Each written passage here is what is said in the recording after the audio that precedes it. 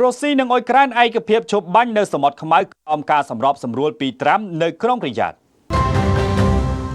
នៅទីបំផុតរុស្ស៊ីនិងអ៊ុយក្រែនបានឯកភាពឈប់បាញ់នៅសមុទ្រខ្មៅក្នុងគោលបំណងធានាសុវត្ថិភាពនៃការធ្វើនាវាចរនិងទប់ស្កាត់ការយកកប៉ាល់ពាណិជ្ជកម្មទៅបម្រើការឲ្យយោធាក្រោមការសម្របសម្រួលពីសហរដ្ឋអាមេរិកជាលើកទី2កិច្ចព្រមព្រៀងនេះបានលេចចេញជារូបរាងបន្ទាប់ពីរដ្ឋបាលលោកដូណាល់ត្រាំរៀបចំការចរចាជាមួយភាគីទាំងពីរដាច់ដោយឡែកពីគ្នានៅទីក្រុងរីយ៉ាតនៃប្រទេសអារ៉ាប៊ីសាអូឌីតរយៈពេល3ថ្ងៃទោះបែបនេះភាគីរុស្ស៊ីក៏បានដាក់លក្ខខណ្ឌផងដែរថាបទជបបាញ់ដែនសមុទ្រនេះអាចចូលជាធរមានបានលុះត្រាតែប្រទេសលោកខាងលិចដកទណ្ឌកម្មមួយចំនួនលើការធ្វើពាណិជ្ជកម្មស្បៀងនិងជីរបស់ខ្លួនជាមុនសិន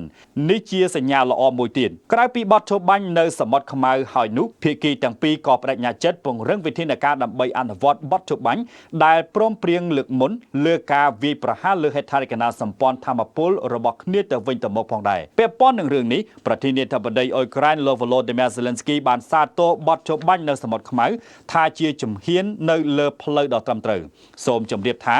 មុនកិច្ចចរចាខាងលើនេះប៉ុន្មានថ្ងៃរុស្ស៊ីបានបើកការវាយប្រហារយន្តហោះដ្រូនចំនួន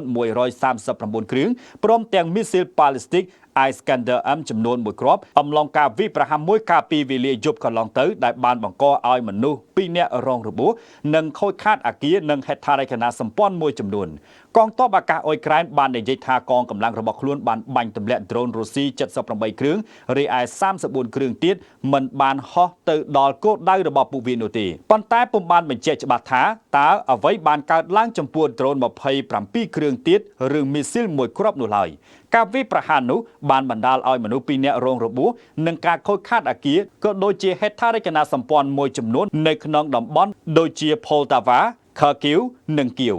បន្ទាប់ពីកិច្ចពិភាក្សាជាច្រើនម៉ោងកាលពីថ្ងៃច័ន្ទរវាងក្រុមមន្ត្រីរុស្ស៊ីក្រុមមន្ត្រីសហរដ្ឋអាមេរិកនិងអ៊ុយក្រែននៅឯប្រទេសអារ៉ាប៊ីសាអូឌីតស្ដីពីលទ្ធភាពបទជបបាញ់សមុទ្រខ្មៅខាងលើទទួលបានជោគជ័យ